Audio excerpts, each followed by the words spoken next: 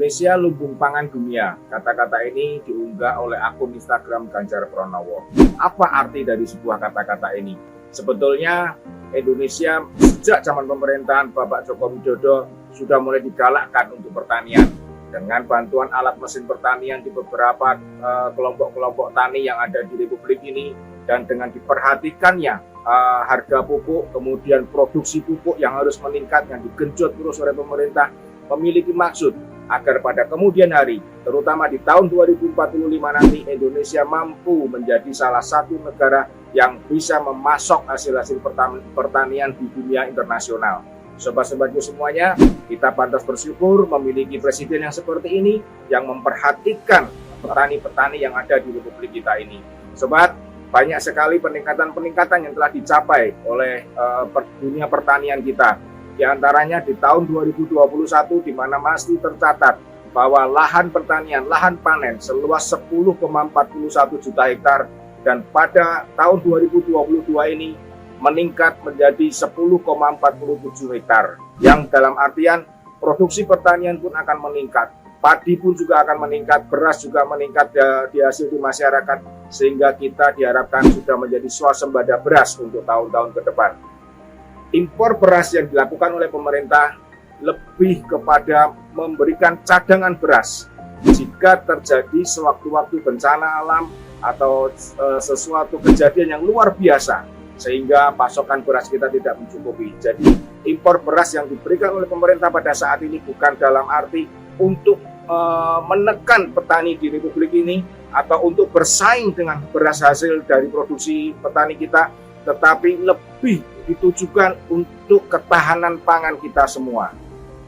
Panen raya pada tahun ini dimulai pada bulan Maret dan ditargetkan berakhir pada bulan April tahun 2023. Dan panen ini secara simbolis dimulai dengan hadirnya Bapak Presiden Joko Widodo di Kebumen, Jawa Tengah, menyaksikan panen raya tersebut.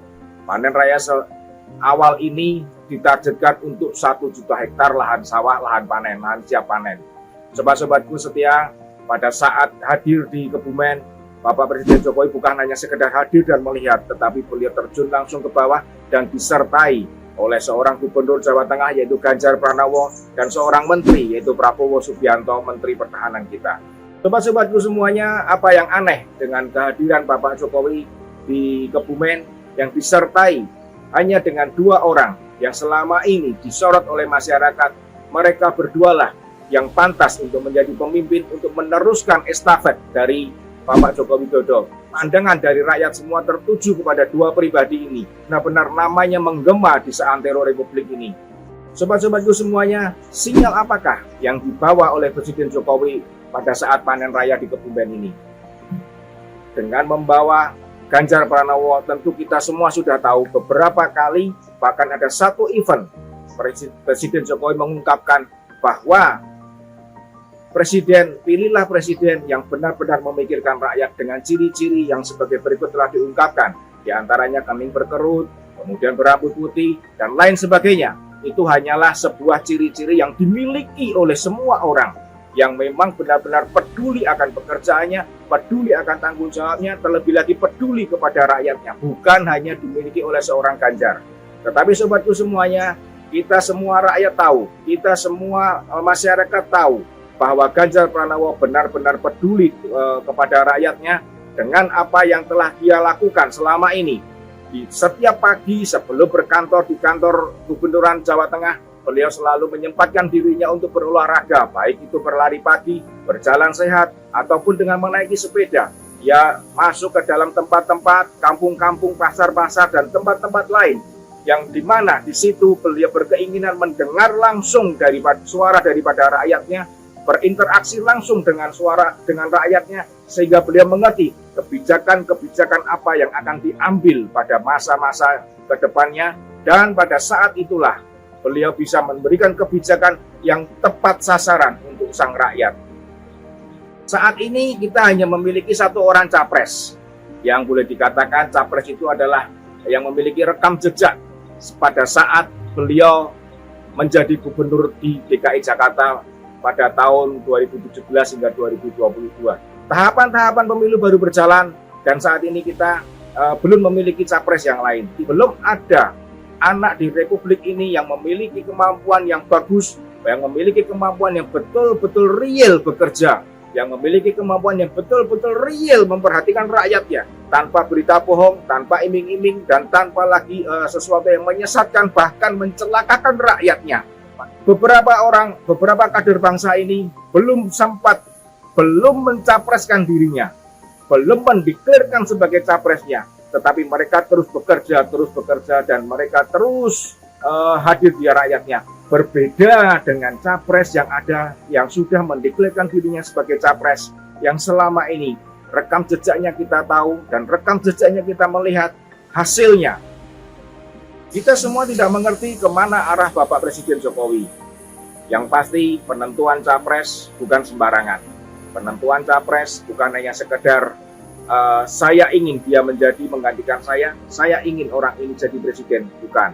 Sobatku semuanya, masih beberapa bulan lagi pendaftaran untuk capres dan cawapres dimulai, yaitu pada bulan September tahun 2023. Dan hal itu berkenaan dengan elit politik yang ada, partai-partai politik, di manakah mereka akan menggadang-gadang kader terbaiknya mereka untuk diajukan sebagai capres maupun cawapres. Dan disitulah nanti kita akan melihat capres dan cawapres mana yang tentu kita harapkan bisa meneruskan tongkat komando dari Bapak Presiden Jokowi.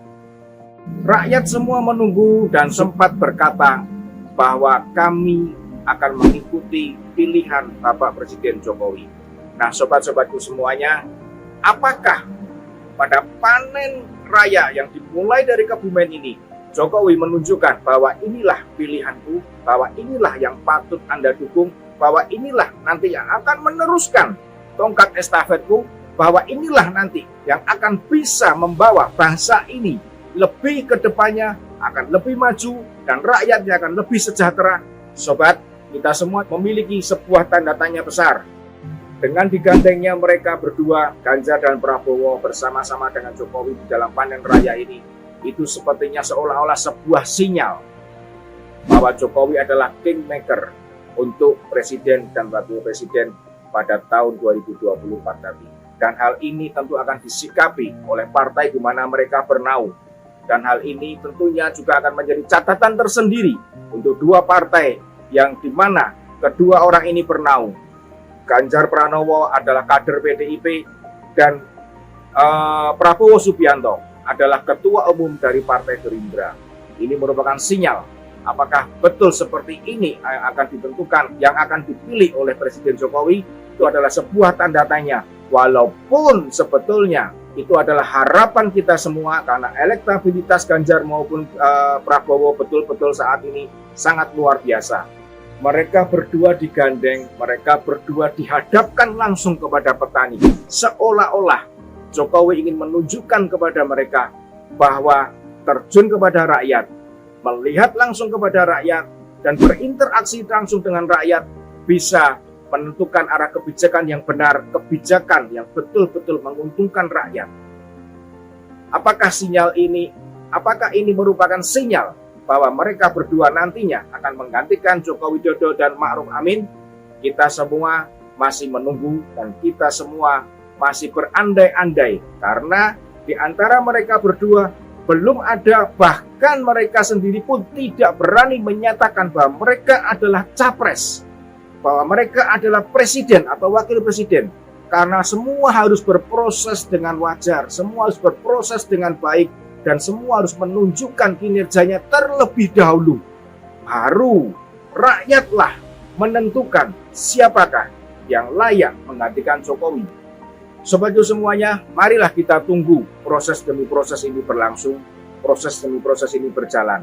Yang pasti adalah harapan kita semua, pengganti dari Jokowi bisa meneruskan tongkat estafet yang diberikan oleh Jokowi dan bisa meneruskan pembangunan yang sudah mulai berjalan.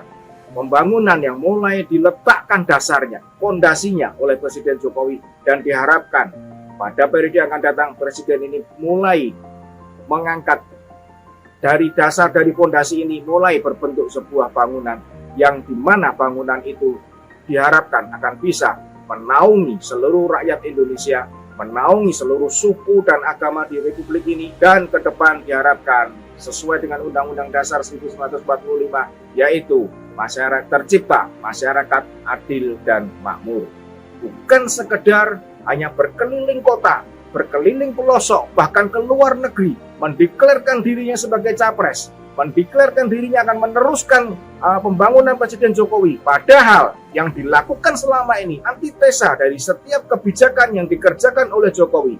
Sobat, capres yang seperti ini harusnya cukup menjadi capres abadi, tidak perlu menjadi presiden. Dan kita nanti akan menunggu siapakah capres yang layak untuk menjadi presiden. Salam Obidantos.